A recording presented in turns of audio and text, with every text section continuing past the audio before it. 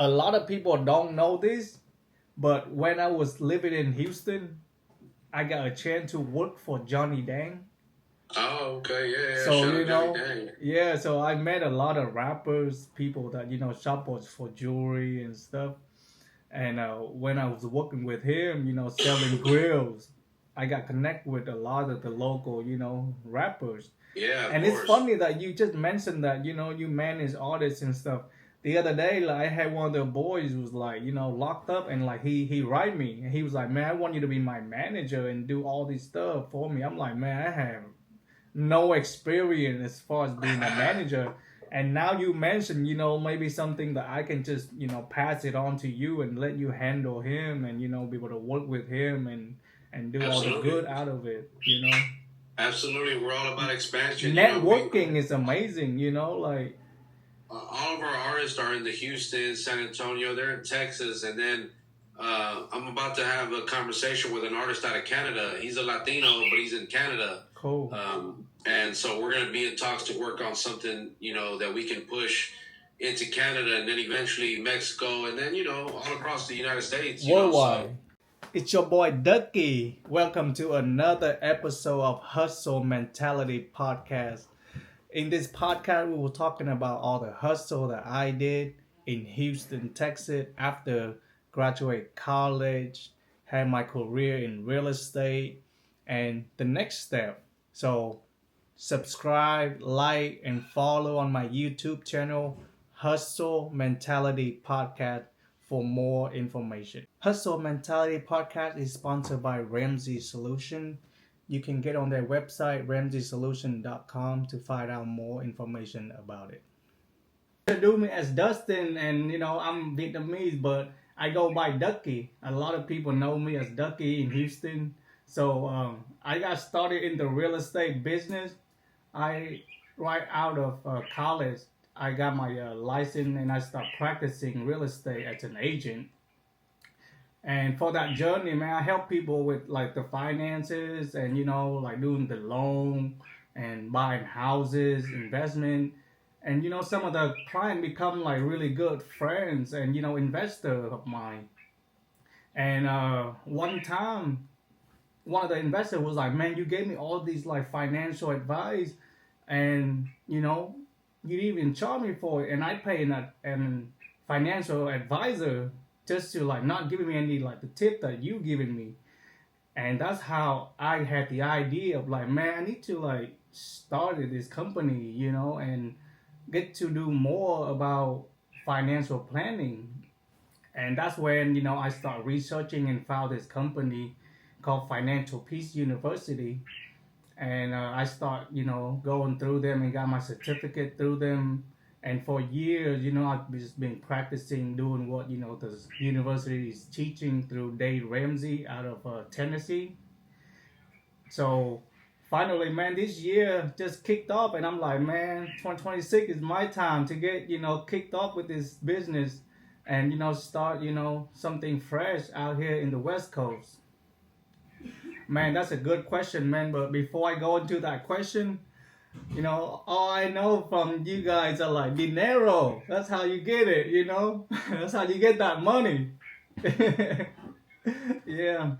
So, one of the things that I really learned through this program is like the conception of it is like that is the way of American living as far as like building the American dream.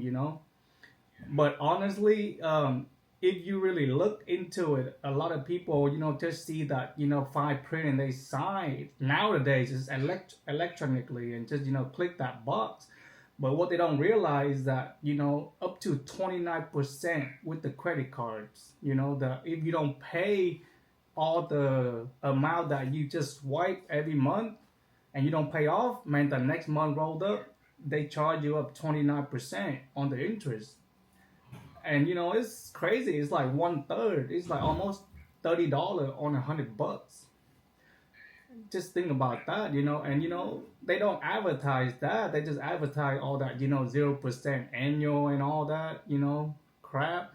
But if you really read into the fine print, man, like the way that they taught us is that like if you don't get in debt and you pay yourself that interest like you had debt, just imagine every month you save $30 on $100 that you don't pay the bank. And a lot of people spend a lot more than just $100 a month. Just think about go out to eat on a good dinner. It's about $100. You know, and it's easy to just look at it as swipe the card with the plastic and get it done with. But the way that my parents taught me is like, if you have the cash, you spend it. If you don't have the cash, then you just eat at home. And me immigrating from Vietnam to here, at first I didn't have credit, so I couldn't get credit cards or nothing. So for me, it's normal for me to just have cash and go to the taco truck, and buy some of the good taco, the pastor, taco. Yeah. So that's the misconception. Yeah, yeah. At first, let me tell you a funny story, man. So I got a church, and you know how like the preacher here, they had the title pastor. So I pulled up to the taco truck. I was like, let me get some of these like pastor tacos. And the guy corrected me. He was like, no, amigos, it's pastor. I was like, okay, I got you. Right. Funny story, because when I went through college, man, getting married, all I know is that I'm in America, and I just know that my dream is one day to buy my own house, and with that being said, I just want all the experience I can get before I purchase that home. So that's how I got into the real estate business at the stepping stone, and we're getting to know, the how buying process, and all that good stuff. And one thing kicked off to another, when you in that, real estate business, it involved like the main purchase of your client. So it's involved the biggest financial decision making. And that's where it led me to this program that I went through, and learning about investing, how to save money, how to get out of debt, how to build all the good fund to one day, with all your hard working every day grinding, one day you purchase a house, and get on the good financial planning. It's help because, believe it or not, your most powerful tool is your income. Your income is the most powerful tool. Every month you're getting paid and you put into saving and into all this good fun, it add up.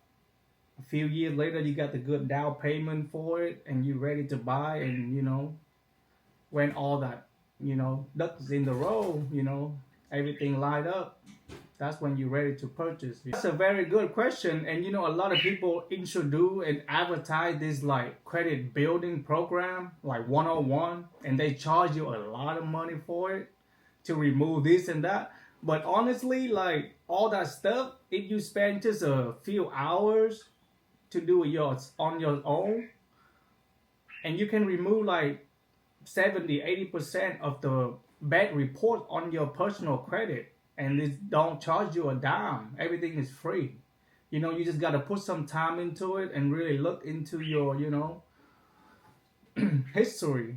And honestly, like, it's easy for us to just pay somebody to do it, but in my own like opinion, you don't want to give your social number out to just somebody online that you pay them to do these, because who knows, like when they build your credit too good, that your credit, your social is out there, and that's scary, in this current modern day. So for me, I rather just spend a few hours and just go through it and just see what's not right. If I really owe that debt, I'll make sure I call and negotiate, even have the fund for it, pay off the debt and have them remove it, and all that good stuff. And that's how you build the credit. This is how I look at it. Unless it's a non-profit, Everybody is in it for the business to make money, regardless if it's bad or good. And there's a lot of bad stuff out there. And I'm representing the good, so I'm proud of it. I'm here. I do a lot of business, and I do a lot of charity to give back to. And I did that through my real estate, career. So it's not even like these that I'm start promoting all the charity and giving back.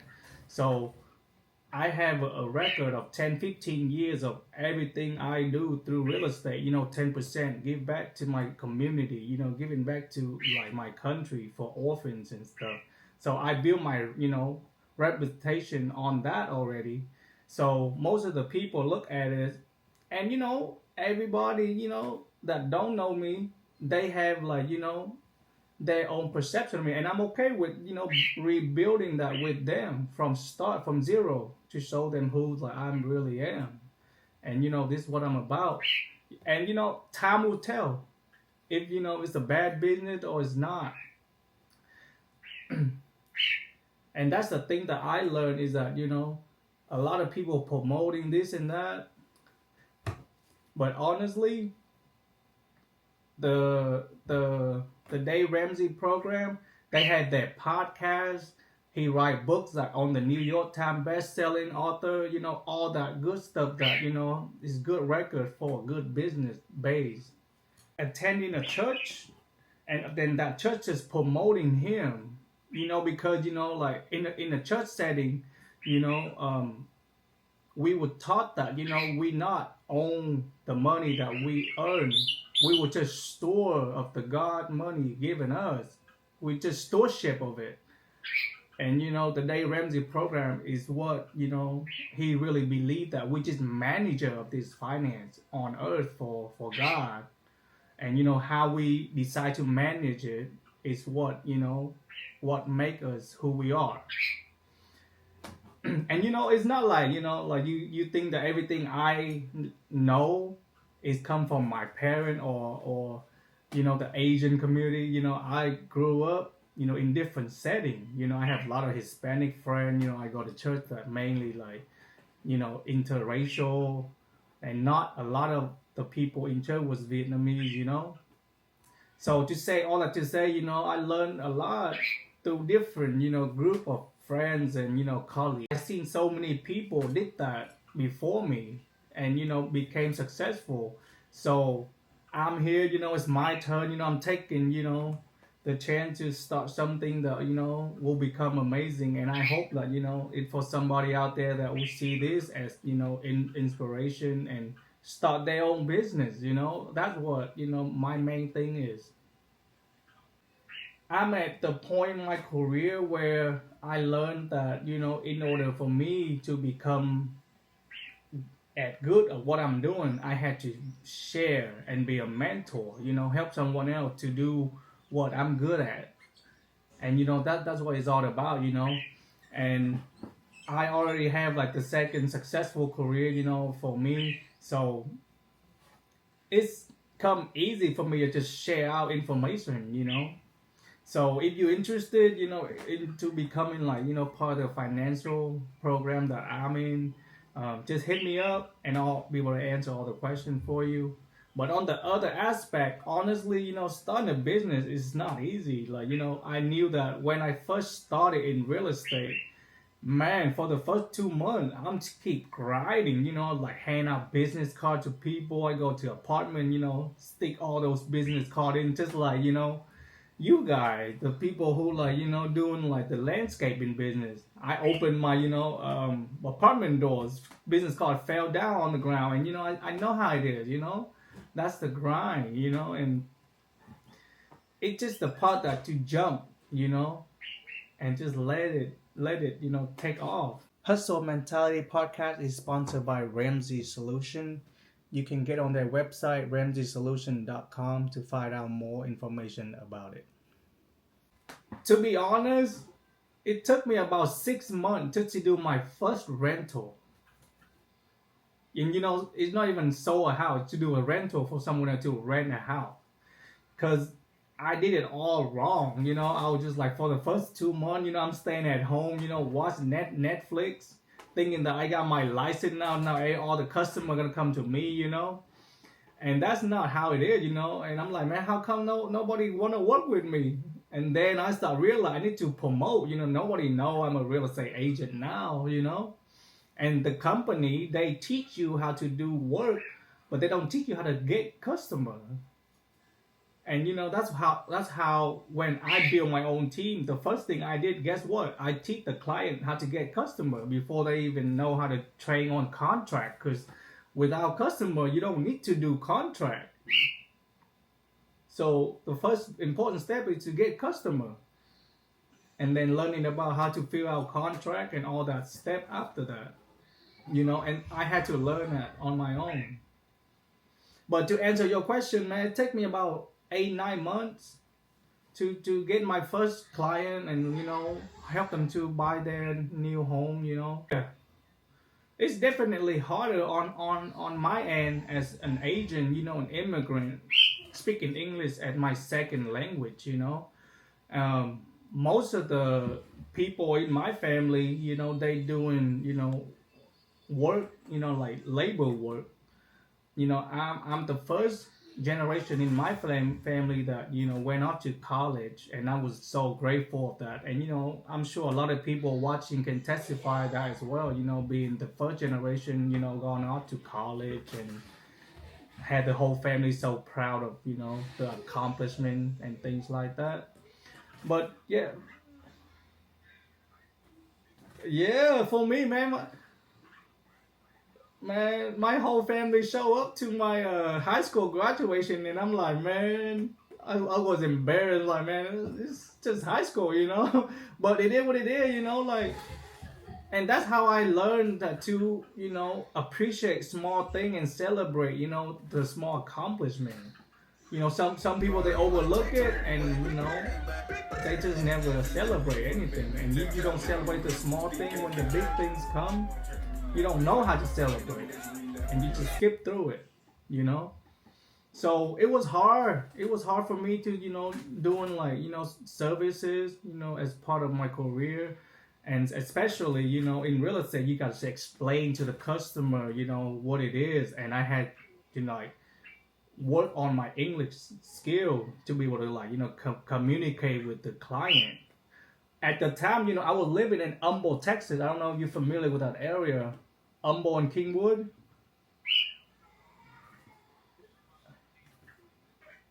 Yeah, a lot of the client out that way are like non-Vietnamese community. So I don't speak Vietnamese to a lot of my clients. I had to speak English 100% out that way, you know. So it was tough, but you know, I learned a lot. You know, they understood me when I explained to them, and everything works great.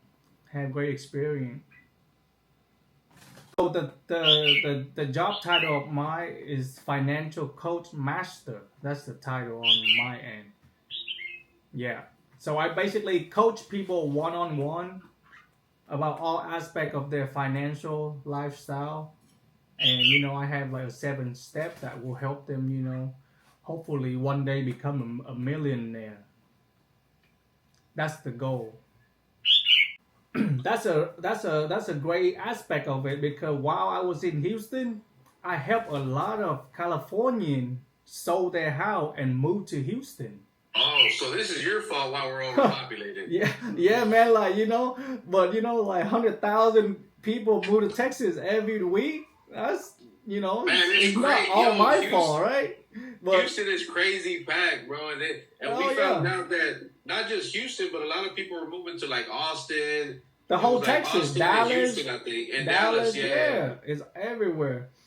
And you know, like looping back to that, you know, I was helping people buying houses, you know, in Houston, and they was paying cash for it. And I'm like, man, like where these people got all this cash from? Because it's abnormal to me, you know. I've been helping people getting loans and mortgages, so I was like, so where you get all this funds? They were like, oh, we just saw our house in California. I was like, how much your house out there? And they was like, oh, we sold it for like 1.5 mil. I'm like, 1.5 million? And it's just like a 3-bedroom, you know, 2 bath, less than 2,000 square feet. You know, just think about that. And then they was like, well, we're trying to move out this way, less expenses, and it's connect to all these other investment up there. They only spent 300,000 on a house in Houston. That's really good price already. And when they had the extra fund, they asked me to help them buy a nail salon, a hair salon, so they can get like a good return on their investment. And then so I help them on that part too, looking for like businesses for them to invest their money. So every month they just collecting the income, so they don't have to work anymore. Yeah. So when I try to come out this way, I already have an idea of like the differences in the housing market, but I didn't know that it was that big of a difference. Yeah. But honestly, the people out here is the same. Like they nice people. They business minded. Even with the Hispanic community out here is major. You know, I live in a community where my surrounding are mostly Hispanic. That's why I'm like, man, taco truck every corner, and expensive taco out this way too. You know how much a taco out here? $5.50 for a taco. $5.50. $5.50 for a damn taco. You crazy. get three. It's like $15-$16. I'm like, man, I know I pay less than $10 in Houston for sure. But out this way, man. You can go there. There's a spot right down the street. Less than $2. Yeah. Oh, $2, $2.50. Give or take, but really good. And $5.50 is insane. Yeah, man. Man, that's crazy. But it is what it is, like it's part of it, and that's why I'm out this way. The weather. I have some other personal business out this way. All my hobbies out here too. So I'm here for multiple reasons. Yeah. But that's good. That's why it's always when someone makes a change like that, like that's a big change from leaving from Texas to just any other state in general, but especially California because it's different in a lot of ways, like very different. One thing I learned is that throughout my 20s, I didn't do any of my hobby. I was just grinding, doing my career. Like it's not just 9 to 5 job. It's like 6 a.m. to 9-10 p.m. Grinding. And finally, like in my 30s, I was able to like have extra fun to just do things like, as my hobby. A lot of people started different. They start doing their hobby and not focusing on their career, and it get you nowhere. Most of them. I'm not saying all of them are like that. Some people are doing a hobby and it's become a successful career. Great for them. But for me, I'll make sure I have my career lined up, doing everything that I need to do, and then I do my hobby later. And now I get to, reap the fruit of my labor, to do my hobby and doing extra fun things, and it's all good, Like, look back, I was grinding and putting the, blood, sweat, and tear, to get here, Absolutely, man. So what are some of your hobbies, or what do you like to do? Man, motorcycle, man.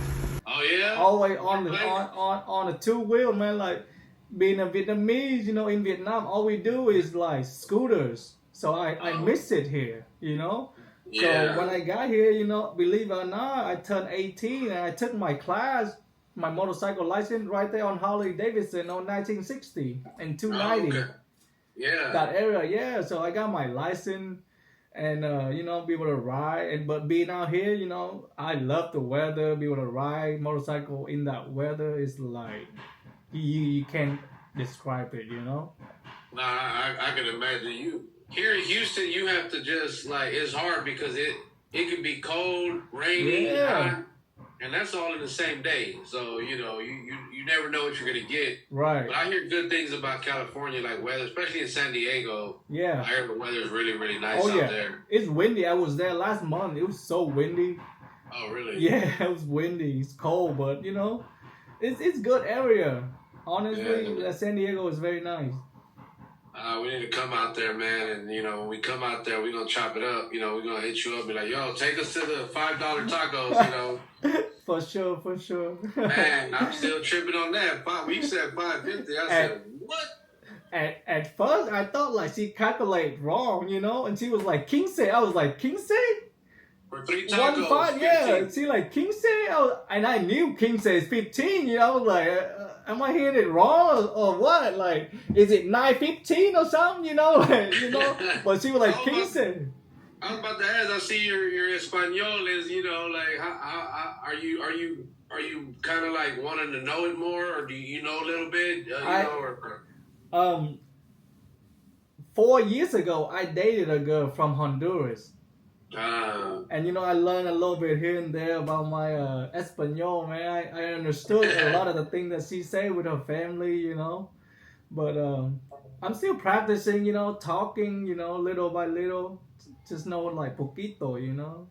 I think that's like one of the best ways to learn is just be around people that speak it and, you know, and then pick it up, you know, as you go. But it's so easy to really learn it now because you really can like Google shit. You can really just like go on, you know, look up stuff or take like an online course, or there might even be like an app. I think there's an app that can teach you if you want, you know, but yeah, you know, it's definitely good to be bilingual or trilingual or anything, you know, for sure. like knowing as many languages. Like I actually worked with a guy, Michael, what was his name? Michael Taylor, I think. But anyway, black guy, but he spoke English, Spanish, and Vietnamese. Oh, for real? Man. Yeah, because he worked at a place where it was black, Mexican, and Vietnamese. And then he worked at a store that a Vietnamese person owned, like a convenience store. He kind of worked part-time there. Yeah. So he picked it up, and I would see him talk to people, you know, like the Vietnamese people. I would see him talk in Vietnamese. Yeah. And then he would talk to me in Spanish sometimes just to show me. I was like, man, you should be doing something else. You know, in all these languages. Yeah, that's the thing, man. Like, there's a program out there. I know it came out a few years ago, Roger Stone or something like that. They promote it in the mall. You know, like teach you how to like, you know, speak the different language. But honestly, man, like if you have a reason not to be able to speak a different language nowadays, you really don't want to learn, you know, because there's so many ways that people giving out free information, you know, about languages. Back in my days, Rosetta Stone. Rosetta Stone, yeah. Back in my days, man, like, I go around carry like a translator, that little machine that like, you know, translate from English to Vietnamese. And if I want to like, you know, reply, I had to translate from Vietnamese back to English and type all that into my phone. And if I manage to do all that and learn, man, anybody can learn English, you know? True. Absolutely, absolutely. So we're nearing, you know, the end of February, kind of, you know, we're like in the middle of February, just about. What's the rest of the year looking like for you, bro? Like, what you got lined up? What's the goals? What you got in mind? So when we talk on the phone, you know, I mentioned about podcasts, and that's why we hop on it right now, but I kind of like started my own podcast too, you know. Okay. Yeah, I want to like do something, you know, in the content creator and see, you know, where it goes. Cause honestly, like I haven't had time to share what I have done in my career, the lifestyle, you know, all the good stuff, the bad stuff in America, and now it's hit that 20 years mark. Being in America. So I thought, you know, it's a good time to just launch off that podcast and, you know, have some under my belt to talk about, you know, have all this stuff to be able to like, you know, share all the content out. And it's called Hustle Mentality Podcast. And, you know, I talk about, you know, how I just got to the United States and wasn't able to work legally, so I had to do, you know, illegal stuff to hustle to make that money, you know. Absolutely. Yeah, and then like you do what you gotta do, right? Yeah, you know, I was on the street, you know, selling the product, do what I gotta do to get the cash, you know. Yeah. And then, you know, when I was able to work like legally, I started my career in real estate and had that career, you know. Where can people listen to your podcast, or can they watch it or listen or both? I do like a video podcast, so it's on YouTube. Okay. So if you just search Hustle Mentality Podcast, it should pop on there. But it just launched, so it might not. Just scroll down a little bit, and if you see like Ducky Exotic as a channel, that's me. Okay, that's what's up, man. Well, so yeah, I'm gonna definitely go subscribe and check it out, man. I appreciate you, man. Guys that are watching, go subscribe, follow my guy here on TikTok as well. Also, go subscribe to our YouTube channel. So we're gonna take some of these clips and put it on YouTube. Yeah. We'll link it to his channel. We'll put a link of his channel in the description where you guys can go follow him and make it easier for you guys, man. So again, our YouTube, our link is in the bio. Go subscribe if you haven't done so already. Actually, we just dropped an episode. I think it might still be playing right now with heavyweight music. So go check that out, man. Y'all know we do this. We represent it for our people, but we're also branching out. We work with who we work. We work with whoever, man. Black, brown, white, whatever. Yellow too now. You work with the yellow people now. Cassie, somebody in my chat said, Cassie, she said, link it in your TikTok bio, like your YouTube. Okay, I'll do that. Yeah, you're able to do that, yeah. Yeah, for sure. Make it easier, But again, man, go follow my boy, man. Y'all go tap in with him, if you want any more information on what he's got, or we talked about the financial game, just message him, DM, right? They can just DM you. Yeah. They can do all type of stuff through TikTok. I'll be on here. But like, I appreciate you, man. Like, we got to talk, and I see, you promoting for your own, community, and that's something that I really admire, because with me, I never had that chance to do it. I work with interracial, so I never get a chance to see my own people and be able to promote for them, even though I speak the language and all, I promote for everybody else but my own, because like, honestly, like, believe it or not, I'm like the leading group in my own community, so it's harder for me to promote other people in a sense, because there's no credential for me to promote. Because when you promote somebody, you want to make sure that their credential is solid before you refer them out. Absolutely. Because that's very important in business. No, I learned that mistake early on. Giving someone a cosign, like, hey, and then they end up not being a good person. You're like, damn, like. So now I'm pickier about who I, like you said, who you promote and who you, push. So like I know. Knowing Cynthia, I was like, well, she's cool, and I know she ain't going to send me with nobody that, ain't cool or ain't about their business. So, for sure. And then you and I hopped on a phone call, and it was all business. We got to know each other a little bit, and you got to tell me about what you did. And I was like, man, let's do it, bro. Like, I love that. Yeah. So, well, now, man, look, fellas, I appreciate you giving me a little bit of your time, bro. And, if there's anything we can help you with, you got my number, just reach out. Yeah, for sure. So you asked me all the good questions. I got about 5-10 minutes to ask you a few questions of mine. Is that cool? Let's do it, yeah. All right, so on my podcast, if I have a guest, these are like the set of questions I normally ask them. So I'll start out with you. So what was your first hustle? My first hustle, damn, that's a good question. Let me think back. I'm old, man, so let me jog that memory. You know what? My uncles, they sold watches. Seiko, Gucci, all kinds of. They weren't real, but they looked real. Yeah. And they put me onto that. I would see them with the watches. I'm like, yo, let me get one. And they were like, look, I'm gonna sell you one, and then, they buy it for $10, $5-10, whatever. And then I would turn around and sell it for $20-30. I was like in maybe middle school, high school.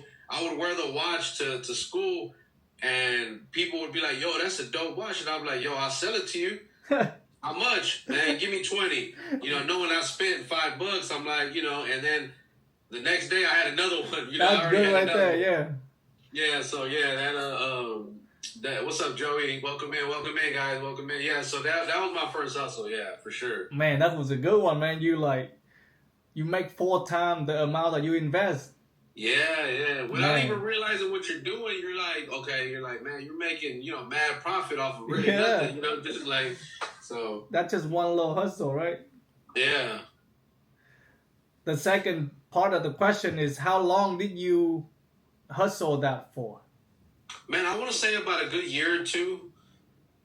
Eventually, most of the school had watches already, so or had bought from me, people like in close proximity. Yeah. But I didn't see my uncles enough to kind of keep that going consistently, because they were either in Mexico or in the Valley down here in Texas. So when it was rare that I would see them, but when I would get one from them. Like I said, it probably went on about a year, maybe a year and a half. Oh, cool. That's cool. So the following question is, when that hustle was dying down, what was the next hustle that you had the idea to do? It was I would sell burnt CDs. Burnt CD, huh? LimeWire. I would get on LimeWire. I remember LimeWire. Yeah. Copy all that song, put on LimeWire, huh? Bro, I used to be selling mixtapes. Like, I'd be like, yo, give me 10 songs or whatever albums, you wanted. I would sell 3 for 10 or, 5 for 20 or whatever, and that's how, I would hustle like that, man. Like, I would make, allegedly, I don't know what the, but yeah, LimeWire was the shit back then. At the time, yeah. You go to the store, get the blank CDs. I'm making everybody playlist, Yeah. And you go, boom, boom, boom. And, then eventually the DVDs, the movies. And I remember, man, I went to like Walgreens and get me this whole set of like CD and went home and copy and just put into the CD player in my car and play those like 10, 15 songs, and change it out, Absolutely, man. Yeah. Man, so you ain't that old. You don't look old. I went through that. Yeah. So the next question is, what now? What's the hustling now that you are doing or plan on doing? Well, so now it's this, the Them Damn Mexicans, we got the podcast, we sell merchandise, cool. We host events, manage artists. We have we distribute artists' music for a percentage. So it's a little bit of everything, it's a mix, but it's all within the entertainment, fashion, entertainment and fashion, really, because the podcast and the music fall under the entertainment side, and then the merchandise, of course, the fashion side of it, where you actually have a tangible product, you have a physical, something that you can put in people's hands. We talk about this all the time with the artists, with rappers that are, older. They know about the CD era, where they can go outside and pop the trunk and sell CDs. Yeah. Can't really do that now. Like, everything is digital, so it's a little bit harder. Everything is on Apple Music now, huh? Yeah, but I just seen J. Cole do that. He dropped a project and he was running around selling a CD for like $1 or something. Damn. The next question I have for you is, who supported you for all these hustle that you did? Like now or then? Then. Who supported you? Like, support how? Like, who helped you, like, throughout your hustle? Like, who gave you the push?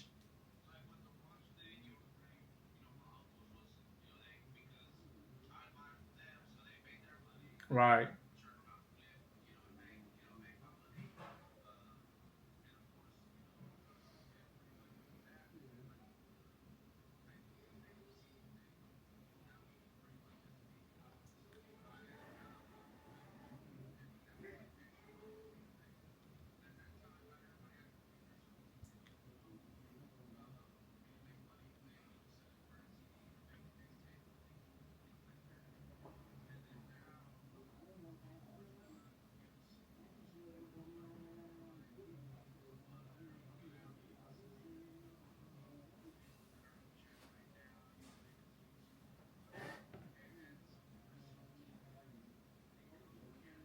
Yeah.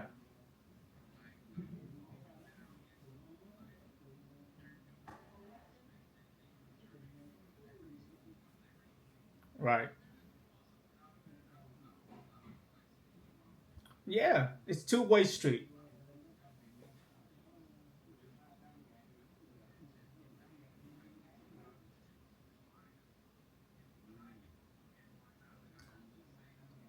Yeah, exactly. And that's why I want to ask, because different community have different kind of support. Like for me, my people don't really support each other. Honestly, believe it or not, it's hard to find like a Vietnamese support another Vietnamese like organically. You see what I'm saying? Like it's always like you just mentioned, you gotta get something in return for them to try support. And I'm like, I don't really mind, supporting you just to support, come to support. But for some people, for them to just like get up and go to something to do support, they expect something out of it, you know? And that's, I mean, it's all good. Yeah,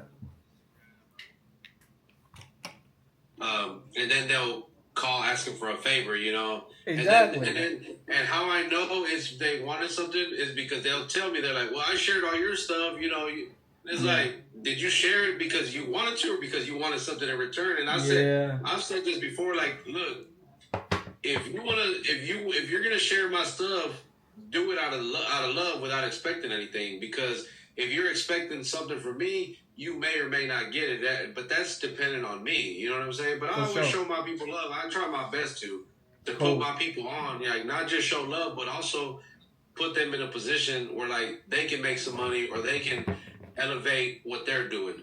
Right. You know.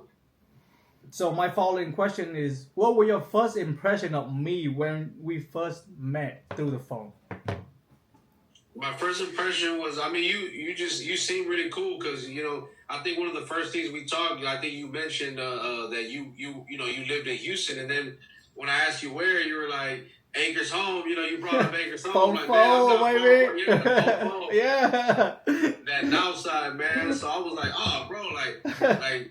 Look, I'm a proud North Central. Like I'm from North Central, but that's North Side. Like I'm from the North Side. So like anytime somebody tells me they're from the North Side, you automatically A1 with me. You know what I mean? Yeah, so, for sure. yeah. Awesome. So that first impression, Cassie, look, most of my people, like people from the South will be like, yo, why you don't ever come to the South and do events? I'm like, they don't ever, everything we do is pretty much north, north, further up north. But, I mean, I got love for everybody, man. And, but like my first impression was, I thought, you was cool. And then again, when you started talking about the north side, I was like, bro. Like, we homie now. Hey, we like this now, you know what I'm saying? We locked in. Cool. So, I just, and now we're here chopping it up. I'm usually a good judge of character, and even if it was through the phone, like it was still like, okay. And a lot of the people that I met was usually online, and I like to have those conversations, whether in person or on the phone, before I decide I want to like invite them onto my platform or anything like that. So I'm glad that you and I were able to talk and make that connection. So yeah, man, you good in my book, bro. You good. For sure, I appreciate it, man. Thank you for having me on your platform. And I always ask this one last question. I know you asked me a lot of questions already, but it's more about introduction and like the business and stuff. Yeah. But if there's one question that you could ask me, what would it be? Personal, business, you already asked, but if there's one question that you could ask me, what would it be? Can you send me $1,000? What?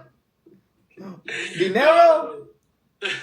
Look, can you send me 1,000? That's my question. Can you send I guess my question to you, other than that's tough now because I done asked a bunch of questions. So, yeah. What was your first impression about me on the phone? Honestly, I know that like when we first be on that phone call, there's like this little glitch between me and you because we're trying to hop on the day before, it didn't work out. Yeah. And then the following days, and every sales call, people expect it to be a sale and all that. So I can kind of see like, oh, he kind of like that had that impression of like, have his walls up. But honestly, like I just want to call to, see like who you are, what you do, and see if I can be able to like be a part of your journey, And you was very kind of being like, sharing your side of the story and being very friendly. And honestly, like that's something that I appreciate, in business, because not everybody's in it, to be out ahead or get a win out of you.